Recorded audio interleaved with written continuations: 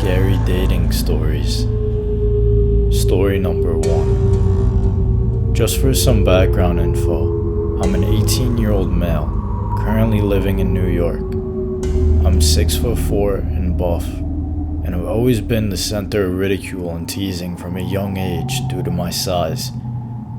Just for some context, I stopped growing in the 9th grade, 4 years ago.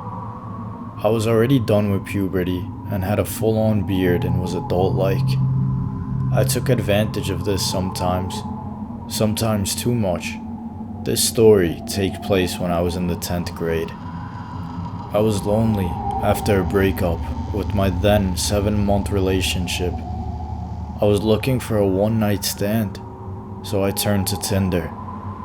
I set up a fake profile with my real picture and waited. There was this gorgeous girl who I matched with. This girl was too good to be true, which gave me the first red flag, yet I went along with it anyway.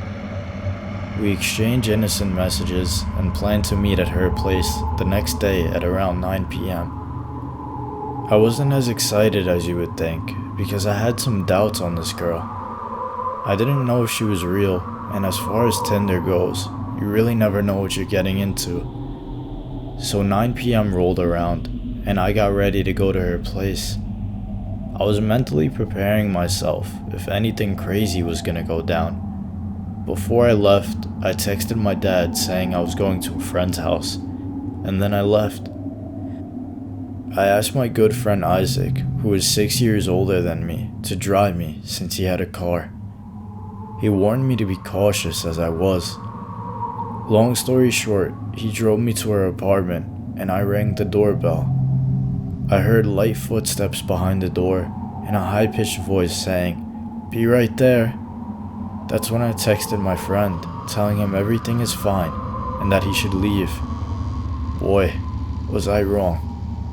The door opened to the girl in the picture. I immediately felt excited, which didn't last for long. On my Tinder account, I wrote that I was 24, when really, I was only 15. Her, not knowing this, swiftly asked if I wanted a drink. I said I didn't want anything, which visibly made her facial expression turn from happy to really angry. I realized that maybe I was going to be drugged, and I was not about to take a chance, so I asked to go to the bathroom. She then out of the blue said, "Sure," happily. Again, her weird response confirmed my theory in my head. I went to the bathroom and quickly texted my friend to come back and pick me up. Then, out of the corner of my eye, I saw a figure dressed in all black, standing in the shower, trying to hide behind the curtain. I figured he saw me looking, and not even 2 seconds later, he lunged at me. I was scared, even though I was massively taller than this man. He tried pushing me to the floor, yet to no avail. I overpowered him too vastly. I grabbed him by the shirt and looked him in the eye. He was around 5'10", sorta big, mid-30s, bald, and looked to be of Russian descent. I pushed him on the floor and cursed him out. He spit at me, which is when I punched him in the face. There I was, a 15-year-old kid in a bathroom with a knocked-out man. I panicked, but I kept my cool and took out my phone, taking photos of the man. Then, my friend texted me and told me he was outside of the building waiting for me. By the time that girl opened the door to the bathroom, she started to scream. I pushed her with all of my power and sprinted the hell out of that apartment. When I got back to my friend's car, I frantically explained to him what had happened. I only then realized I could have been drugged, killed, or even worse. I obviously took screenshots of her profile and the messages between us. Even though I had all the proof in the world to lock these people up, I didn't, because I was scared of my parents. Moral of the story: be very cautious when you're dating online, because you never know whose place you're truly going to, and if that person really is a person. Story number 2. I am a single Christian woman in my 20s, and since I don't have many friends in my local church, I decided to sign up to a website where I could make friends online. Some of the site members also used it for the purpose of dating, which was okay with me as I was open to possibilities. Soon, I met a guy there who seemed nice, and we also had common interests. After a few months of friendship, we began to Skype since we lived far from each other, so we couldn't meet in person. We began chatting, and he seemed okay, but every now and then he would pause, go quiet, and just stare into the webcam. When I told him it was creepy and asked him why he was doing it, he replied that he enjoyed sharing the silence. I wasn't sure if it was normal, and since around the same time I was busy dating someone else, I avoided the guy for several months. However, when I broke up with my ex, I was feeling lonely and decided I wouldn't mind chatting to a friend to take my mind off things. The guy happened to be the only person available. We ended up chatting every couple of days for about 2 weeks, and I even started to get used to the uncomfortable silence and staring, which is when things turned weirder for the worse. During our conversations, I found out this guy was in his 30s and still a virgin, which was okay, but to me, it made things a whole lot weirder. We both agreed that we believed in sex only after marriage, so it came to me as a surprise when one day he confessed he had a fetish for girls in school uniforms. He asked me if I could send an erotic picture with a very short miniskirt because he wanted to see me wearing it. I said no because I didn't know what he'd do with the photos. Another time, he showed up in his bed on the webcam, only wearing his underwear, and then began to ask me more dirty questions. I just laughed and made a few jokes, and then tried to change the subject. However, he was not very responsive to conversation anymore, instead preferring to stare at his screen into the webcam, grinning. I didn't want to see what he was doing, so I made an excuse and I left. I should have completely stopped chatting to him after that, but the next day and the day after, he repeatedly texted me, wanting to go on webcam again. Since I was bored and lonely, I asked him to promise me he wouldn't be doing dirty things, and he agreed. For a couple of days, we managed to carry on chatting, but soon after, he did it again, and this time, it was much, much worse. First, he asked me to do things that I didn't want to do, and send him a recording of it all. I refused, explaining to him that in case my computer ever got hacked, I don't want anything to be anywhere on the internet. Oh, but you don't have to make a video. I just want to listen to the noises you make, he replied. Again, I refused, saying that it made me uncomfortable, but he wouldn't take no for an answer. He took off everything, and then he started looking at me, grinning at me with a big, creepy smile. I told him I had to go and terminated the video call. That same evening, I sent him a long message explaining why I think we aren't compatible and said that I found him disrespectful and wanted to stop seeing him. He responded saying that I'm stuck in the past, only thinking about my ex who used me, even though the guy had no idea what went on between me and my ex. I got angry at that and told him not to speak to me about it again. I went on to think why I even continued to talk to him in the first place again, and from there on out, I decided to completely cut him off. There was no reason for me to take the risk, for me to take the chance of him doing something and potentially it affecting me in a very negative manner. What I found scary was that he knew about my past relationship, and he started to get progressively worse and angrier. But no matter what he wanted from me, all I know is that he took my friendliness and my kindness as weakness, and that I'll never go back on webcams again. Before phones. Now, let me share a personal story that dates back to a time before the internet, a time before cell phones, emails, or even online dating apps. I must admit, I'm a middle-aged woman who's always been fascinated by frightening things. From creature feature movies in my early years to my current habit of listening to narrators read true stories right before bedtime. I've developed a taste for the macabre. Please forgive my bluntness, but there are plenty of stories that just simply never scared me. Tales of a girl being approached by a stranger, asking if she's single, or being followed by the odd kid throughout high school. These all fail to send shivers down my spine. Perhaps it's because I've had my fair share of genuinely chilling experiences. Granted, some of these encounters were a result of my own foolish choices, while others seem to be mere misfortunes.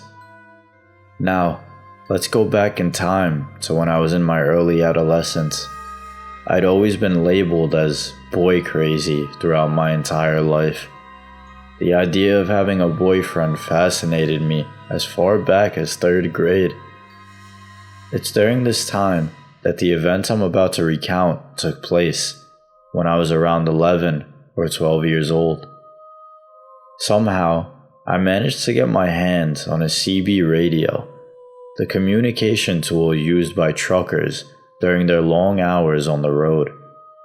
It was a captivating device, and it allowed me to connect with people from all over. I would engage in conversations with numerous individuals, completely oblivious to their identities or even locations. One day, I struck up a conversation with a man who claimed to be around 19 or 20 years old, and he happened to be in my city. Despite my honesty about my age, I didn't find it creepy at the time that an older guy would be chatting with me. I saw it more as a flattering attention, given my fondness for boys at the time. He flirted with me over the CB radio and eventually asked if I could come over to meet him. Being infatuated with the idea of meeting a guy, I eagerly agreed. It's important to note that back then, I was quite sheltered and had limited knowledge about matters of sexual nature. So when I entertained the idea of meeting this guy, or any guy for that matter, the most I anticipated was an innocent closed-mouthed kiss, if that. The thought of a kiss alone thrilled me, and age didn't really factor into my thinking. Of course, as an adult and a parent, I would never condone a 19-year-old meeting a 12-year-old. During our CB radio flirtation on that particular afternoon, I made the impulsive decision to share my address with him. However, I was wise enough not to reveal my apartment number. I figured that once he arrived, I could discreetly assess the situation and decide if I wanted to venture outside to meet him. Unaware that I lived in an apartment complex, he parked in the middle of the complex and called out for me. Peeking through my kitchen window, I spotted a tall man, likely in his late teens or early 20s, standing beside a sleek sports car. For some inexplicable reason, fear gripped me, and I lost my nerve. I remained hidden behind the window, observing him until he eventually returned to the car and drove away. Once he was gone, I returned to the CB radio, intending to apologize for my absence. But to my shock, I was met with a barrage of furious yelling. He unleashed a string of expletives, seething with anger and vowing to kill me if he ever got a hold of me. His threats echoed through the public airwaves, leaving me petrified and unable to respond. That incident left me profoundly frightened. I couldn't understand the sudden hesitance that prevented me from going outside to meet him, as I was typically more impulsive. However, in hindsight, I came to realize that I narrowly escaped a very dangerous situation. It dawned on me years later that he was a predator, capable of unspeakable acts. Looking back, I shudder to think of the potential harm that could have befallen me. It serves me as a stark reminder that even in the absence of modern technology, dangers lurk in the most unexpected places. While now I appreciate the importance of caution and getting to know someone before meeting in person, my younger self was fortunate to have been spared from the clutches of a predator with malicious intent. It's not often that you hear a story like this, where someone talks to someone over a CB radio and tries to get to know them. But then again, times have changed, and back then, this could have been a lot more common than you'd think it is. Some days I would sit there and wonder exactly why I went through with what I did. Why was I talking on the CB radio to a random man that I'd never met? And I guess if you think about it now, the things we do on the internet are likely the same story. People meeting on Tinder or meeting on Hinge, going out to see each other in real life, never having met beforehand. Dating's never really changed that way, has it? The only problem here is that I gave him my address.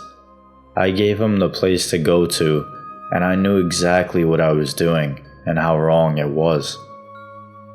The silhouette of that man standing there next to his car is an image I can never get out of my head. Peeking out through the window and just seeing him screaming my name, trying to find me. I was boy crazy, but I was certainly crazy for even wanting him to come to my house. Being 12 years old at the time, I knew that he would overpower me even if I went outside, so the best option was to stay in. But being so naive, I really didn't think of it as such a dangerous situation then. Now that I look back, I noticed that he really could have made it a dangerous situation. That could have been the last anyone heard of me, and I feel it's the same way today.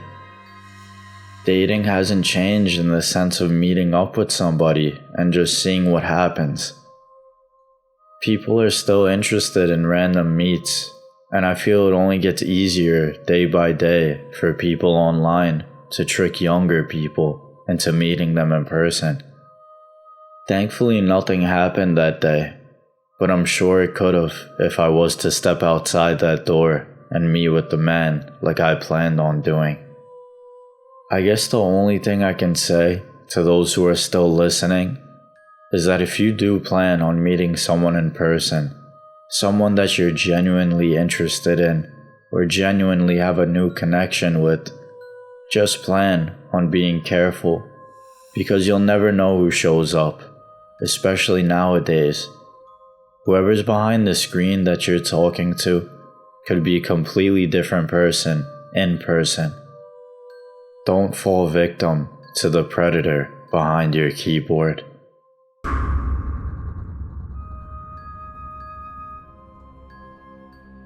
I found the store on the dark web. I'm not sure if I should go through with this. For the backstory, I'm a lonely 21-year-old man. I also happen to be a former United States Marine, and I'm currently employed at a hardware store in a small town in northern Wyoming. I only had a few friends from my school years, Donnie, Mark, and Kathleen. We lived in the same neighborhood and worked in the same area, albeit for different stores, of course. But anyways, I've gotten off track. I've always been skilled, and highly skilled I'd say, with computers. I have my own desktop and laptop computers, as well as several different video game systems and TVs. Occasionally, I'll spend my time on the weekends surfing the dark web along with the deep web. It's not something easy, safe, or for the faint of heart, but I learned a lot of the ways that it really works. Of course, not everything though. The dark web store and the explanation I have for its discovery is simple. I'm not that good at social skills. Going to war has an effect on my mind, body, and soul. Not to mention being alone a lot as a kid made me feel very depressed. Quite frankly, it didn't help me nor did it encourage me to be socially outgoing. I've dated a few girls before, and I'm not an incel, but they just pass me up simply because I don't make a six-figure paycheck. Talk about entitlement. But last Saturday, I was searching the dark web, and I'd purchased some hardware from stores on the dark web. They were set to arrive on the 31st of the next month, but then the thought popped into my head, for one silly reason or another, or lack thereof. Does the dark web have dating sites? I know, this was strange, but strangeness aside, I typed it in and made sure to check my NordVPN was still active. I also had to check that my IP address was still hidden. Upon seeing it was, I typed in the text and set off to see what I could find. You may find this disgusting, but to me, I really wanted to find someone I could connect with. To my surprise, I found a few sites. I checked them all out. I won't lie and say I wasn't disgusted with what I saw, but the 5 of the sites I looked at were actually prostitution sites, disguised as dating. I quickly closed all of them after viewing them. The 6th site, though, was different. It was called something like Lover's Lane, and the homepage was fairly tame, to be honest. It read, "Can't find that special someone legally? Or tired of being used, abused, or rejected? Order your own husband or wife here at Lover's Lane." Below that, it said, "We create any and all kinds of spouses here on Lover's Lane, so order now. Your satisfaction is guaranteed, or your money back." I won't lie, I was tempted to use their services, so I explored the site. The customer reviews seemed surprisingly evenly split. Half of the comments were of thanks for a wonderful life with their new spouse, while the half were complaints. They were for demanding refunds and for failed or non-satisfactory spouses. I scrolled through the inventory page, and it showed thousands of women. Not robots or mannequins like I thought, but real, very attractive women. There were desirable husbands and wives, but my next question was, how did they get them, and who are they?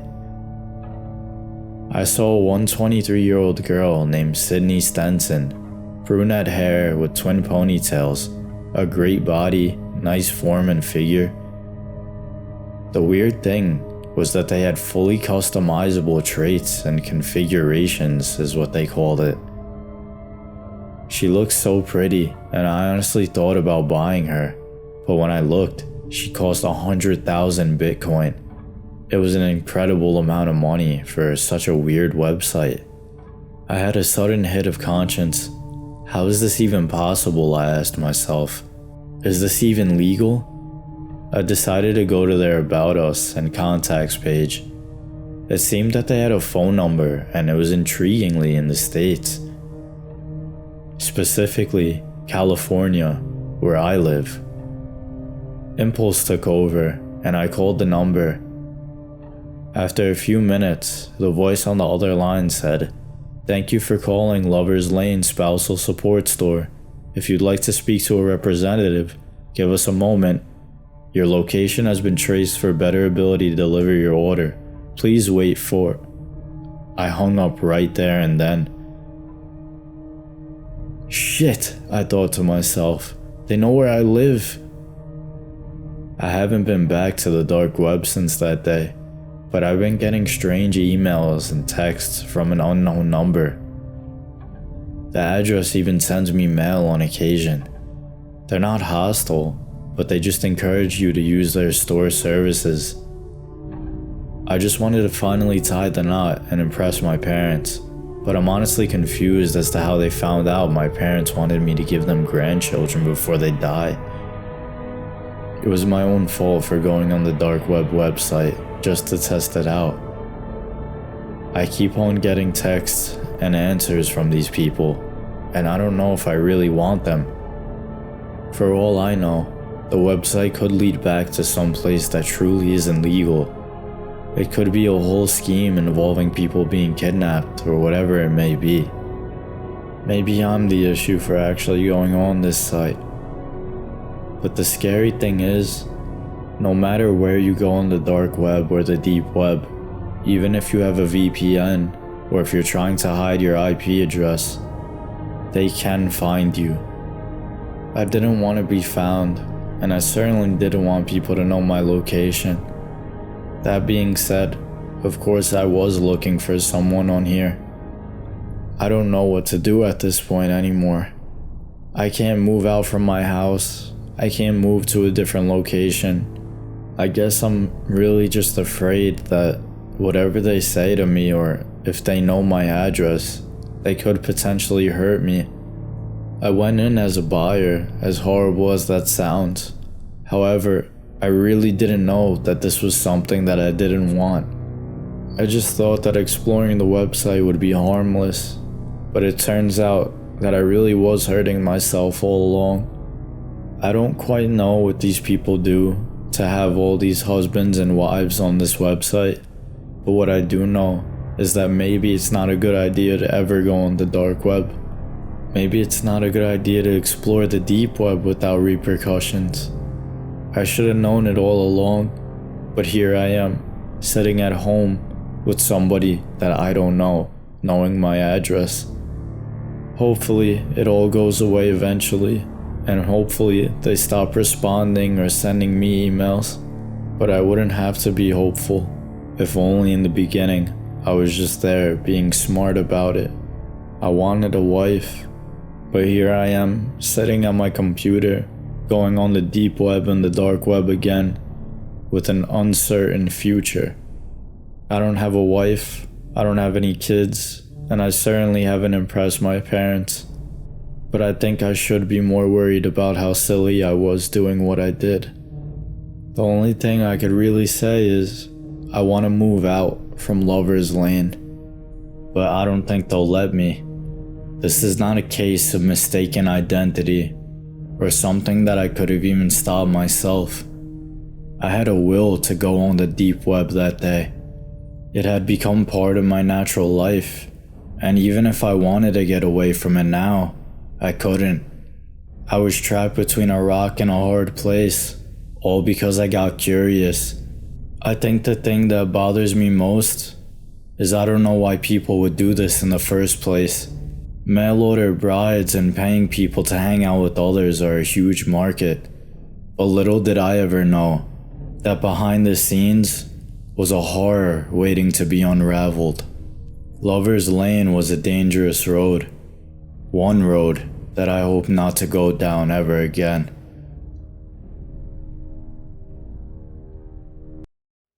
Satanist date.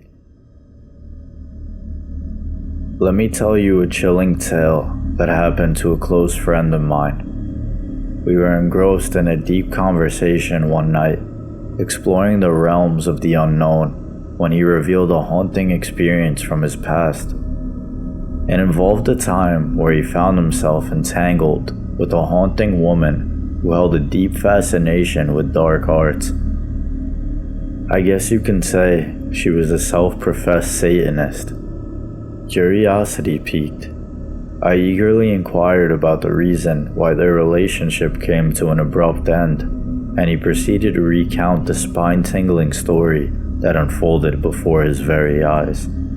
It was an ordinary day when he visited her house, seeking solace within the confines of her room. Engaged in conversation, their dialogue meandered onto the topic of religion, delving into the realms of the supernatural. To his astonishment, she casually disclosed her affiliation with Satanism, an aspect of her identity he had remained blissfully unaware of until that moment. Intrigued yet skeptical, he laughed, dismissing her claims as an elaborate jest. Refusing to let the matter rest, she took it upon herself to provide undeniable proof of her occult practices. With an air of determination, she retrieved a Ouija board from the depths of her possessions, preparing to demonstrate its purported powers. His laughter lingered, convinced that she was engaged in an elaborate charade. But what unfolded next shattered his skepticism and plunged him into a world of terror. Without warning, she shed her garments, baring herself to him in an unsettling act of vulnerability. It was unexpected, and it was a turn of events, leaving him bewildered and vulnerable to the unknown forces that loomed within her shadow. Once their intimate encounter reached its conclusion, she spoke with an eerie calmness, uttering the words, "That was step one." Bewildered by her enigmatic statement, he tried to brush it off as a continuation of her jest. His laughter continued echoing through the room. In response, she retrieved the Ouija board once more, her eyes glinting with a sinister resolve. With solemn air, she asked him, "Who do you wish to summon?" His mind raced, grasping for a name that resonated with his imagination. The word Napoleon slipped from his lips, unaware of the implications it could have.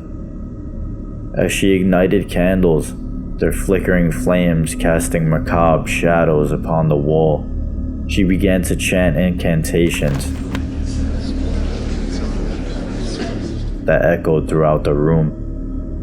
The atmosphere grew heavy with an otherworldly presence, and he could feel a tangible shift in the energy that enveloped them. Doubt and skepticism were replaced by an overwhelming sense of unease as he watched in disbelief. I know what you're thinking. This story sounds too crazy to believe. But from what I was told by my best friend, this is really what happened. Everything that went down in this girl's room was a direct correlation of what she was doing in front of him. And to make it even more believable, when my friend spoke to me about what happened, I could almost sense the terror in his voice. Whatever he was saying was coming out of his mouth with pure truth, almost as if I could see what had happened through his eyes. Where he'd been before and what happened in that room resonated within his very soul. He wasn't one to lie, and quite frankly, he was the only one in my friend group who I really trusted. But to continue on with the story, regardless of what you think of it up till now, the craziest part hasn't even happened yet. To his astonishment, the planchette on the Ouija board quivered, seemingly guided by an unseen hand. The words spoken by his companion echoed through his mind, and he realized with bone-chilling clarity that this was no mere prank. Fear coursed through his veins as he stumbled backwards towards the wall, falling to his knees in a desperate attempt to find solace within his faith. As if responding to his silent plea for salvation, the candles illuminating the room extinguished, plunging both of them into darkness. A torrent of emotions overwhelmed him as he grappled with the terrifying reality he'd unwittingly entered. The woman, his former lover and date, became consumed by rage. Her anger at his interruption was clearly palpable. She swiftly fled the room, leaving him to grapple with the weight of the supernatural encounter he just experienced. From that moment forward, his conviction wavered, his once unshakable faith shaken to its core.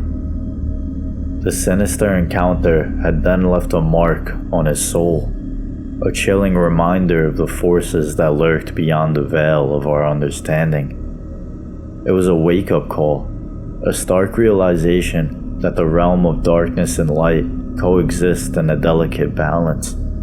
It was another stark reminder to choose who you love wisely, as this woman, who he'd seen for a very long time, had dropped a bombshell right on my friend.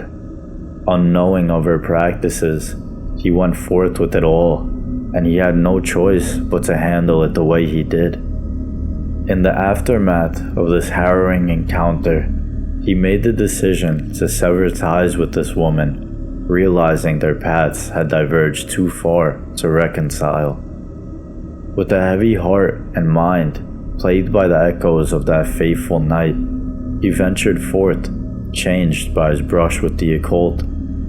The woman he loved, the woman he entrusted with his life, who he dated for so long, had turned her back on him. She had forced danger and Satanism on a friend who believed otherwise.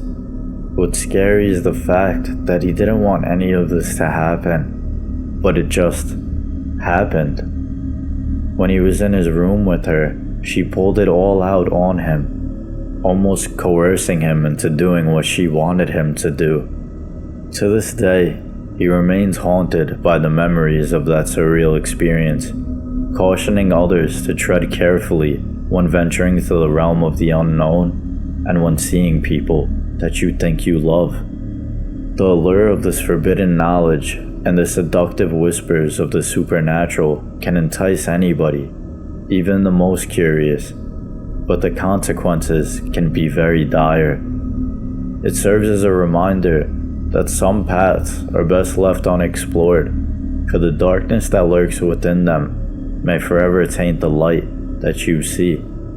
I had hoped that my friend would one day come to forget everything that he'd experienced with this woman in the past, but everything that this story told me about was all I needed to hear. Anybody who would experience something like this would never be able to recover in any way, shape, or form, especially someone with faith. Religion is strong, but his Satanist girlfriend came and destroyed any semblance of peace or religion that he had. I would never hate on somebody for what they chose to practice, but the second that she forced her religion upon my friend and brought what she thought down was deemable is unforgivable. This love had turned into a scar that was never going to heal. This wound was going to stay fresh and present in his mind forever, and that showed when he spoke to me about this past experience. Perhaps it would be best to forget what had happened and never bring it up again, but I think that it's a stark reminder to pick and choose who you love very carefully, for there are people out there who will take your love and play with it like she did.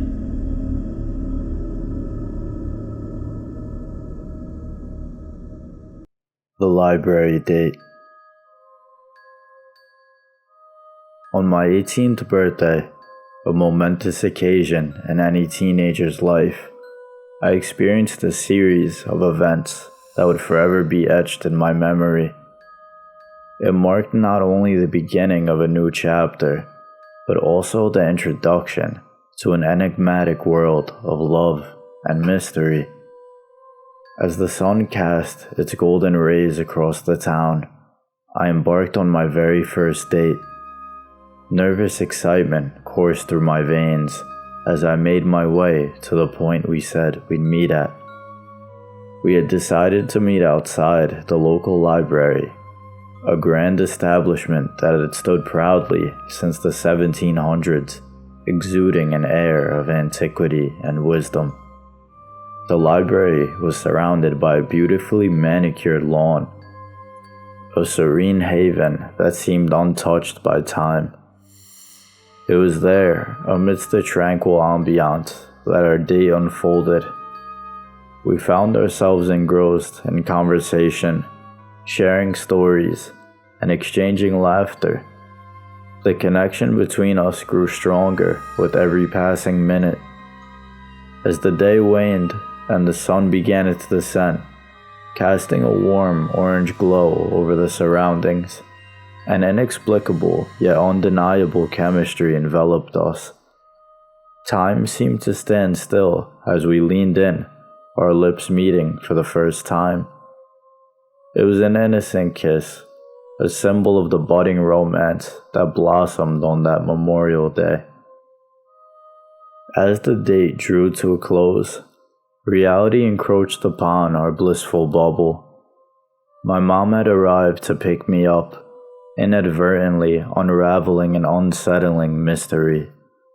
She glanced at us, her eyes filled with curiosity, and posed an unexpected question. "Who was the third person sitting with you two?" she inquired, her tone laced with bewilderment. Confusion washed over me as I turned to her, bewildered. "What do you mean, Mom?" I replied, hoping for an explanation. With a perplexed expression, she explained that while circling around the library in search of a parking spot, she caught a glimpse of a man sitting right next to us on the lawn. This revelation sent shivers down my spine. I couldn't recall anyone approaching us during our time there, not even a passerby seeking the time or engaging in casual conversation. My skepticism, usually an unwavering trait, was challenged by this inexplainable occurrence. Days turned into weeks, and weeks turned into months, but the memory of that mysterious person lingered in my thoughts. Who was he? What purpose did he have? Was he merely a figment of my imagination?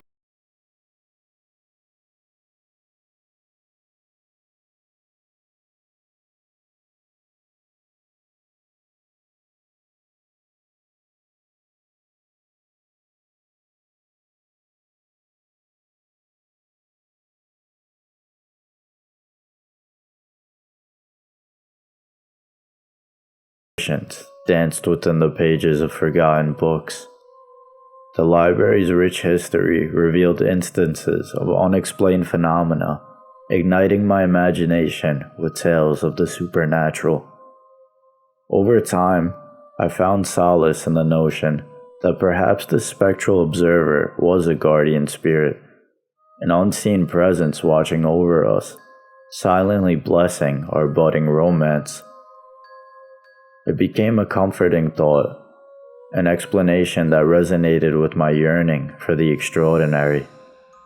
Years passed, and I grew older, yet the memory of that peculiar encounter never faded. It became a cherished part of my personal narrative, a reminder of the magical possibilities that exist beyond our understanding. To this day, I remain a skeptic at heart, cautious in accepting what I can't explain.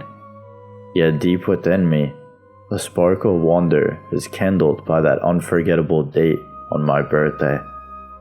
The library, with its rich history and the enigmatic third person, continues to hold a special place in my heart. It's forever entwined with my innocent, joyful times and mysteries of my youth.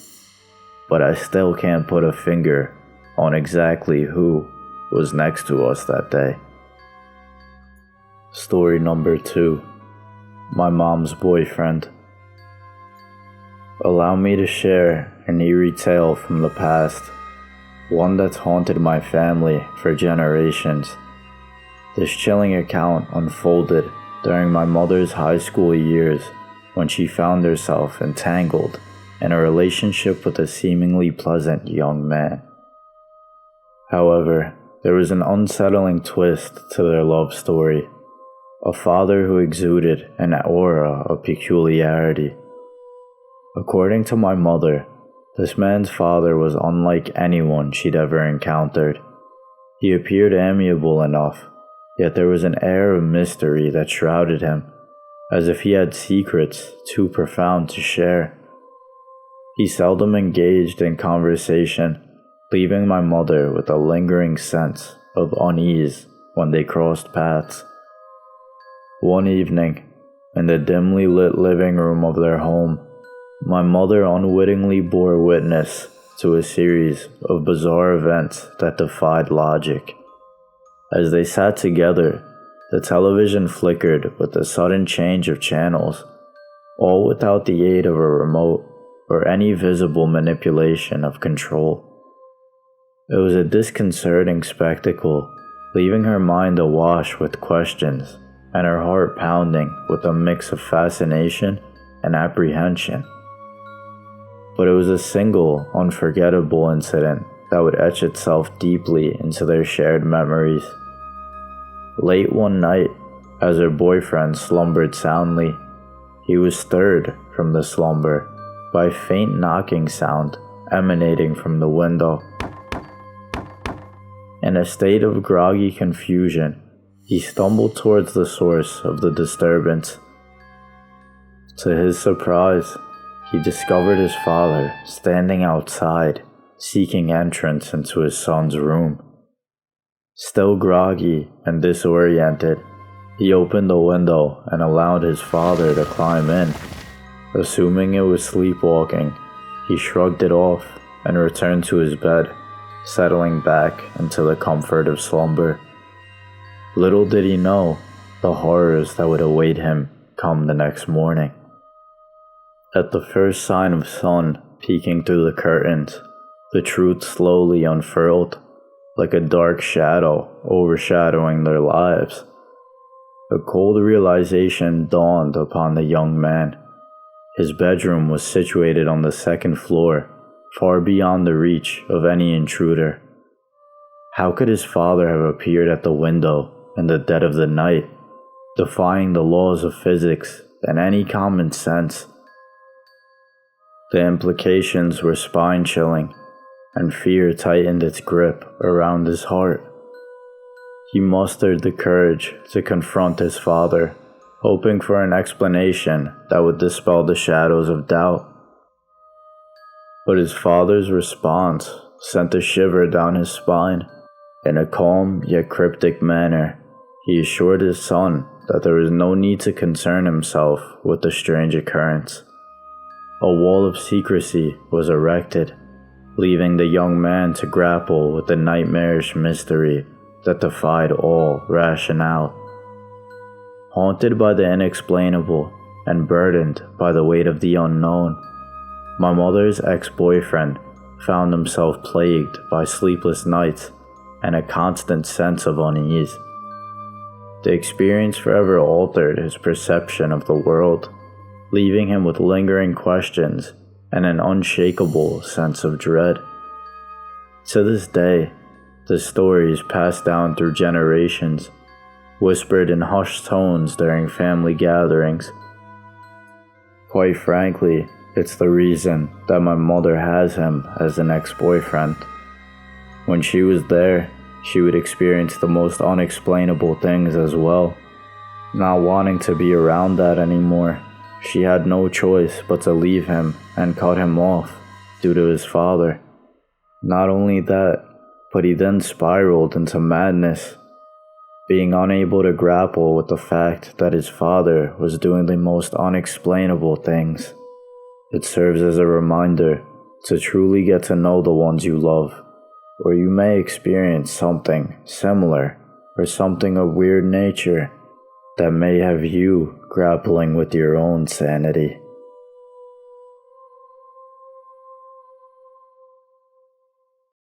The creepy arcade. This happened a few months ago. Me and my friend, who I'll call Ryan, were very bored because it was the weekend and we didn't have school. We're both guys, and as you guessed, everything we could think of, we kinda get bored with. I then mentioned to Ryan that we should go play games at the local arcade and just hang out with each other. But then he mentioned that the closest arcade we usually went to was shut down due to some kind of health issue, so we couldn't go there. "Why don't we just go find a new one to hang out in?" he asked. Ryan looked at me as if I'd lost my mind, but after a few minutes of me begging him to go, he agreed with me. We both hopped in Ryan's car.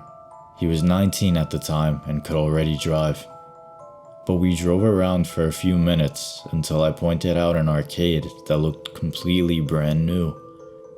Ryan then pulled us into the parking lot, and when we stopped, I got out of the car. I looked around the parking lot and noticed there were a good number of cars here. "Seems popular," I heard Ryan say as he walked up next to me. Then we both headed inside, and when we did get in, I almost slapped my hands over my ears. The music in this place was so loud, I could feel it shaking in my feet. But I wasn't going to complain, so we both headed up to the front desk and bought the things we needed to play their games. After a minute, we found a table where we could rest in case we got tired of walking. We kept looking around for games to play. We even ordered some soda in case we got thirsty. I don't remember everything Ryan said, because the place was so loud, but he said he was going to look for something to play, and then I watched him walk off. I then decided to go off in my own direction, and I found a few games to play. Most of the ones I played were those shooting games, and the ones where you race cars like Mario Kart. Then I found a basketball shooting game, and I decided to try that one out. So I did what I needed to do and started playing it, throwing basketballs like it was the greatest sport I could play. After the game ended, I felt a tap on my shoulder. I kind of expected it to be Ryan, but when I turned, it wasn't him. It was this random guy who looked 5 years older than me, and I was 18. Something about him seemed off. He was wearing a black beanie, so I couldn't see his hair, but I noticed his eyes were blue. I then noticed he was wearing a black shirt with blue jeans and he had tennis shoes on. "You played that very well." He pointed at the basketball game, and I told him thank you with a nervous grin on my face. For some reason, this guy was making my danger radar go bonkers. I looked him over once again. He didn't look drunk, and he didn't smell like he was taking anything, but sometimes it just doesn't matter. I then noticed his hand was on my shoulder, and I heard him say, "Whoops," before taking it off. Before he could say anything else, I walked away. I looked over my shoulder, and I noticed that the guy was just standing there, looking at me. I headed back to the table me and Ryan picked out, but I noticed Ryan was still gone. As I was taking sips of my drink, I kept looking around, half expecting to see that guy to jump out from behind somewhere. An hour later, I noticed Ryan walking over to the table. I almost noticed his behavior looked different too. He kept looking over his shoulder while he was walking, and he was rubbing his arm, which he does only when he's nervous about something. When he sat down on the other side of the table, I noticed he looked as pale as a ghost, and his eyes looked full of fear. I asked him what happened, and at first he didn't tell me anything, but then when I asked again, he decided to tell me. He told me that while he was playing a claw machine arcade game, that guy wearing the black beanie walked over to him. At first, the two just started talking about something to each other, but then it got more creepy for Ryan. He told me that the guy touched his hand in a weird sort of way, rubbing it, and when Ryan asked him to stop, he just winked. Ryan noticed that the guy was trying to reach into his pocket, and then after that, Ryan said he had to go and ran off.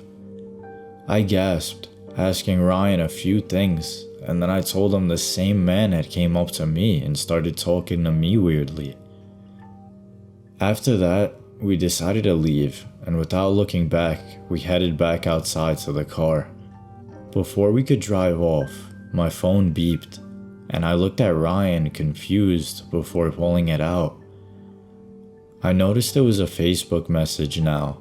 I was really new to Facebook and had only been on it for a few weeks. When I looked at the message, I nearly dropped my phone on the ground. Ryan asked me, "What happened?" "Hey, you two didn't say goodbye before you left." Ryan's mouth fell open, asking me who that was, to which I said I didn't know.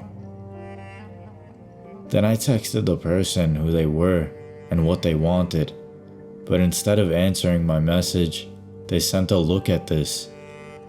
Soon, a picture of a car showed up, and it was a picture of the front of Ryan's car, showing the shadows of me and Ryan in the car. I then told them if they did anything stupid, I was going to call the police if they tried to hurt us. And then Ryan drove away, and we headed back to his house. After we got there, Ryan said for me to call the police, but for some reason, I didn't want to call them, and somehow, Ryan agreed with me. You see, my story doesn't quite end there. A few days after that, I was in the store buying something for my birthday. Then I noticed a guy wearing a black beanie, and when he saw me looking at him, he winked. He winked at me and then smiled, and then I ran out of the store without buying the thing I wanted to get. I didn't think that such an innocent night out would really turn into something like this. As a matter of fact, once I got home from that second encounter at the store, I almost rethought of all this over and over again in my head. It was silly of me, and it was certainly silly of Ryan to not call the police after all of this. We wanted to make sure that nobody knew about it, but we should have made sure that we were safe. From what it seems, this man got my information at the arcade somehow, figuring out how to go on Facebook and ask me weird things, trying to keep in contact and communicate with me. From right there, I should have took it way more seriously. I figured I didn't want anybody to know because it was almost too weird. I didn't want anyone to think that somebody had followed us home and somebody was stalking us. It almost made me feel like I was a victim, begging for the attention. I didn't want people at school or my parents to come up to me and ask me about the situation because it almost felt embarrassing. I guess the guiltiness of the situation and going to a place we shouldn't have been at kind of hit me. It was just a new arcade after all, but I've never been in this situation of someone trying to stalk us. I didn't want to involve those who didn't need involving. It was me and Ryan's story to tell. I've kept up with Ryan to this day, and while he'll never be the same since that experience, and will always remember what happened that night, he's thankfully been okay.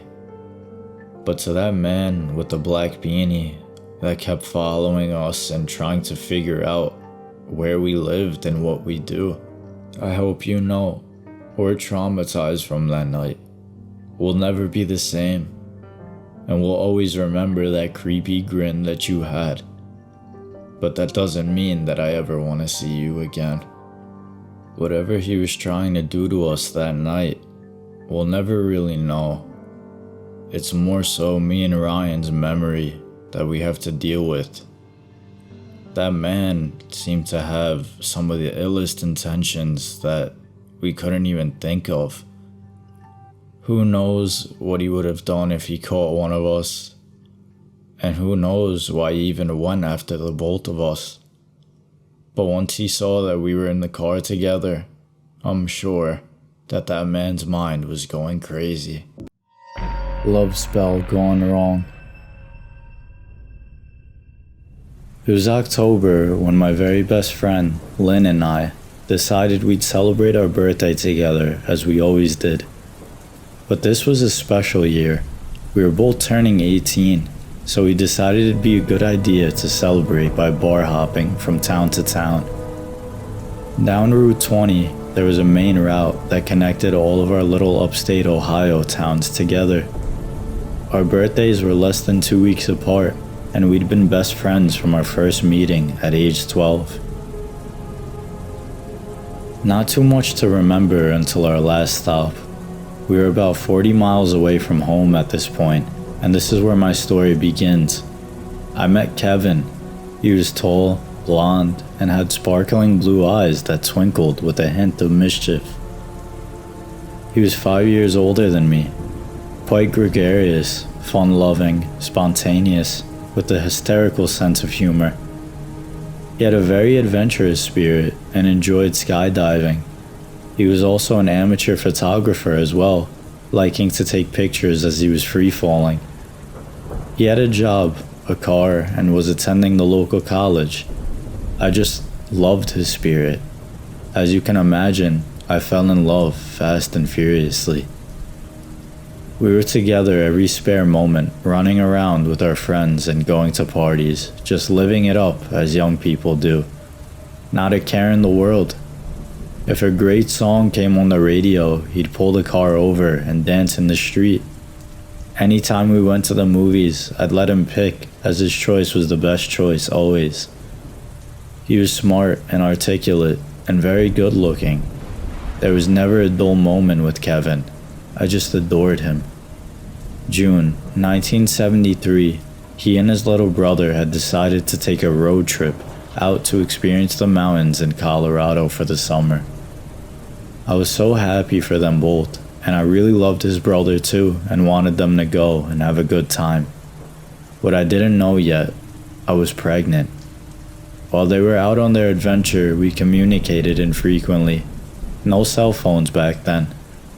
I was afraid to tell him, and when I finally told him, he went silent. I didn't hear back from him until about 2 weeks later.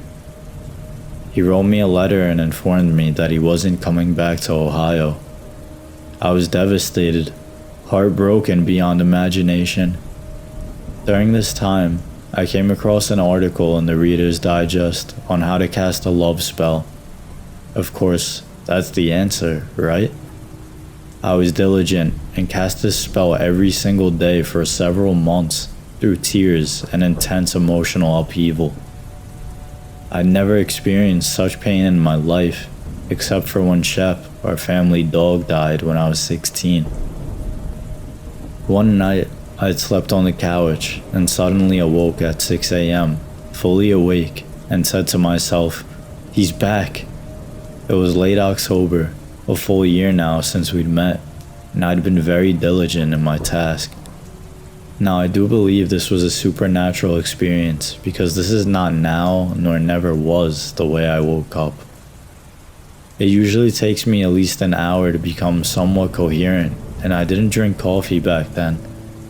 Well, I waited until 10:30 a.m. before I called his mom's house. This was an excruciating 4.5 hours as I tried to anticipate his response. When I finally did call, his brother answered. I just knew he was back, though I cannot tell you how I knew it was that. I just did. I still had no way of knowing. I guess it's more of a feeling/gut feeling. I guess I feel knowledge in my spirit. It's weird and hard to explain. But on with my story. After speaking with him, he drove the 40 miles and came to see me. I don't know what went through his mind. I was very pregnant and had gained about 50 pounds, but everything seemed to be alright. He moved in with me right then and there. I got a job and the baby came. What a darling little boy he was, and the apple of our eye. At first I didn't notice the changes in Kevin. They were very subtle at first, but soon he became very stressed, quitting his job. He started to do major drugs and alcohol and spend more and more time away from home. Now, we'd done our fair share of partying, let me tell you, but this became way out of hand. And maybe now that we had a baby, I wasn't so much fun anymore since I took my responsibility as a parent very seriously. When he was home, nothing was right. He imagined all sorts of things and became very distrustful. He did things that were out of character for him and became paranoid and drove me crazy right along with him.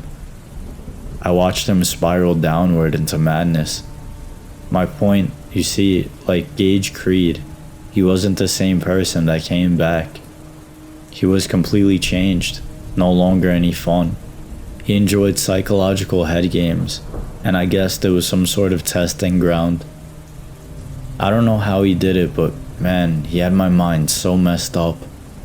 We even went to counseling, and thank God they kept him at an institution for a while. I was relieved at the time because I got a badly needed reprieve from him, but they couldn't help him.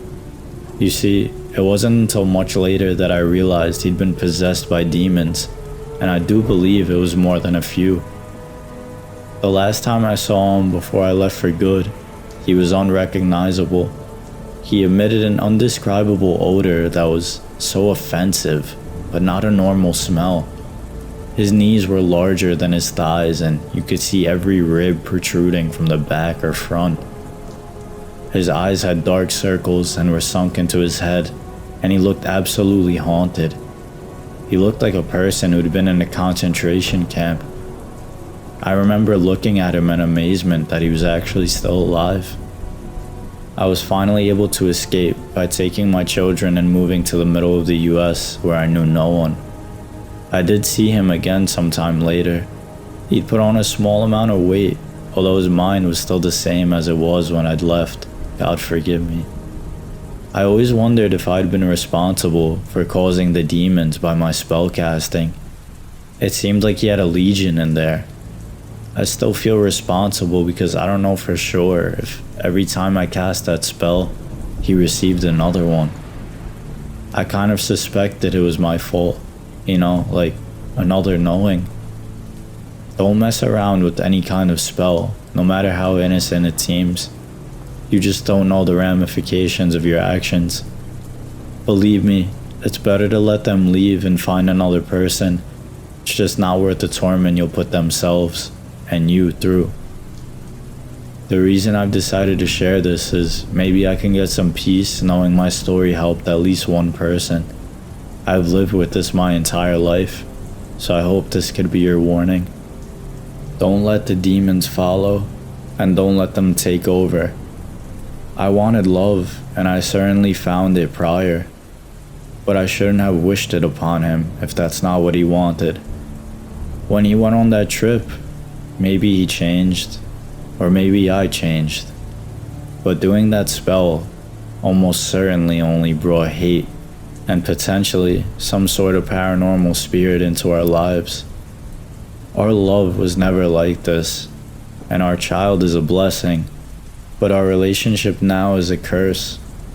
I almost wish that our boy didn't have to know his father as he is, but as the guy he used to be. That was the one I loved, not the demons that have taken him over now. Without knowing what the past or present holds for him, all I can say is that I hope he finds his footing, and that whatever was going on in his personal life resolves itself over time. I understand some people will blame me for the things that I've done in the past, especially towards him.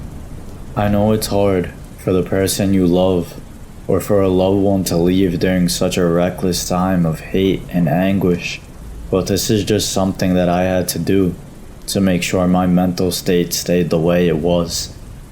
I never stopped loving him, but I did stop loving whatever was in charge of him now.